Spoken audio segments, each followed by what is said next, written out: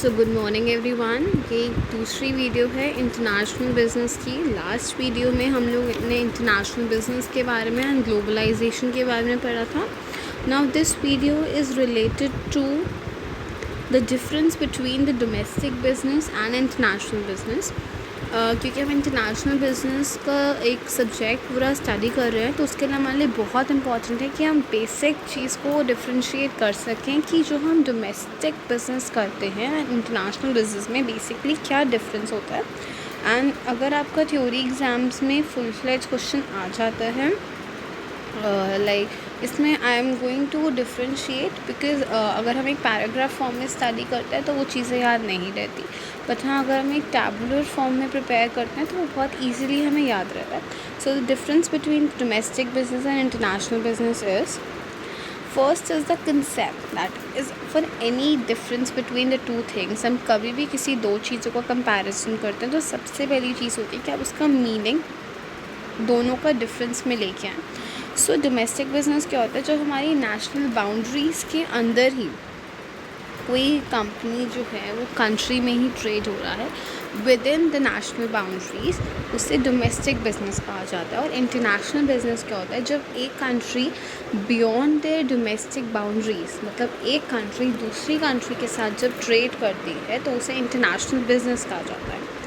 Next is the scale of operation. The business operations are conducted on a small scale. For example, अगर मैं एक domestically business की बात करूँ तो अगर मैं इंडिया की बात करूँ तो इंडिया में क्या है कि एक स्पेसिफिक एरिया है जहाँ मुझे पता है एक लिमिटेड लोगों को मैं कैप्चर कर सकती हूँ, लिमिटेड एरिया में कैप्चर कर सकती हूँ।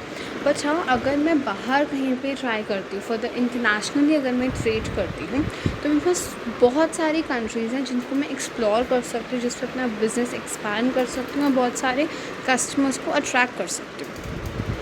So the third one is business environment. Business environment क्या होता है कि अगर मुझे इंडिया में ट्रेड करना है, मतलब अपनी कंट्री में डोमेस्टिक बिज़नेस को सर्कुलेट करना है, तो मुझे पता है यहाँ पे लोगों के टेस्ट, प्रेफरेंसेस, नीड्स, रिक्वायरमेंट्स क्या है।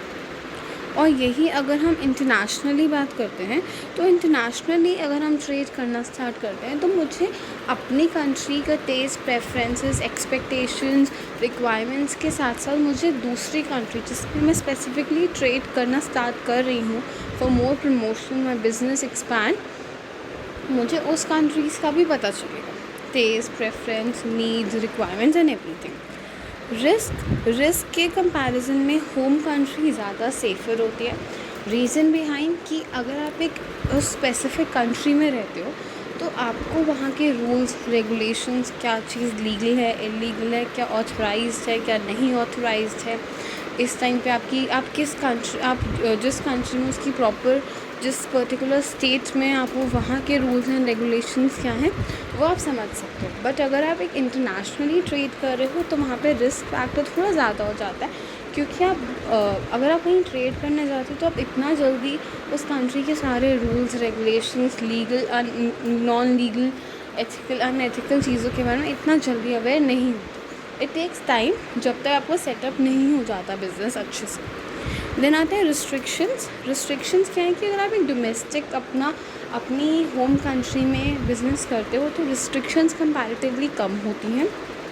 यही आप इंटरनेशनली करते हो तो आपकी बहुत सारी रिस्ट्रिक्शंस होती है। सबसे पहले तो रिस्ट्रिक्शंस यही होती है कि आप बाउंड्री जब क्रॉस करने जाते हो तो अभी आपको बहुत सारा rules, regulations, I am not saying कि बहुत सारी रिस्ट्रिक्शंस हैं। आफ्टर 1991 चीज़ें सॉर्ट हुई हैं, लेकिन स्टिल ऐसा भी नहीं है कि you just go and sell the products. You have to follow some rules and regulations. You have to submit some papers and all the requirements you have to done.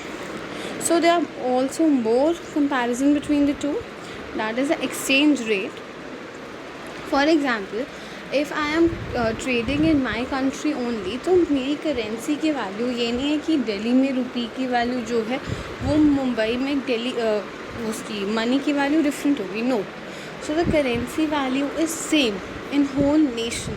आप किसी भी कंट्री में, उस पर्टिकुलर कंट्री में आपकी currency value same होगी। But यही अगर आप किसी डिफरेंट कंट्री के साथ ट्रेड करना, तो इंटरनेशनल बिजनेस करना चाहते हो, तो वहाँ पे आपकी करेंसी की वैल्यू जो है वो डिफ़र करेगी। सो आपको मनी को कन्वर्ट करना पड़ेगा, एक्सचेंज एक्सपेंसेस होते हैं, जो आप मनी करेंसी को एक्सचेंज करवाते हो, तो ये आपका एक्सचेंज रेट पे डिपेंड करता है। देन आता है कंपटीशन लेवल। अगर आप एक डोमेस्टिक कंट्री में आपको पता है कितने लोग उस पर्टिकुलर फील्ड में हैं, इंडस्ट्री में हैं, जो ट्रेड कर रहे हैं, आपको कंपैरेटिवली कंपटीशन पता होता है, लिटिल कंपटीशन होता है। बट अगर आप इंटरनेशनल बिजनेस कर रहे हो तो वहाँ पे आपके पास वाइड मार्केट है, वाइड कंज्यूमर्स हैं, wide taste preferences requirement needs हैं, तो वो थोड़ा सा रिस्की हो जाता है। देन आता है कल्चर। कल्चर में क्या होता है कि आपको अपनी स्पेसिफिक कंट्री का कल्चर पता हो कि मेरी कंट्री के लोगों को क्या चीज़ें पसंद हैं, किस टाइप का कल्चर वो लोग ज़्यादा प्रमोट करते हैं। बट दूसरी कंट्री में आपको कल्चर को हैंडल करने में थोड़ी सी प्रॉब्लम हो सकती है। Then the cost advantage. Cost advantage अगर आप अपनी कंट्री में ही करते हो तो आपको कोई सब्सिडी, कोई भी टैक्स रिबेट्स ऐसा कुछ नहीं मिलता। बट हाँ, अगर हम इंटरनेशनली करते हो तो आपको इस चीज़ों के फ़ायदे मिलते हैं। इन्वेस्टमेंट, अगर आप अपनी कंट्री में करते हो तो इन्वेस्टमेंट कम लगती है, क्योंकि आपको पता है कहाँ पे बेस्ट प्राइस पे प्रॉपर्टी मिल जाएगी, कहाँ इन्वेस्ट कर सकते हैं, कहाँ पे रेंट प्रॉपर्टी पे काम चल जाएगा। बट इंटरनेशनली अगर आप करते हो तो आपको इतनी जल्दी इन चीज़ों की अवेयरनेस नहीं होती है, तो आप लोग ज़्यादा इन्वेस्ट करते हो। So this is all about the difference between the international business and domestic business.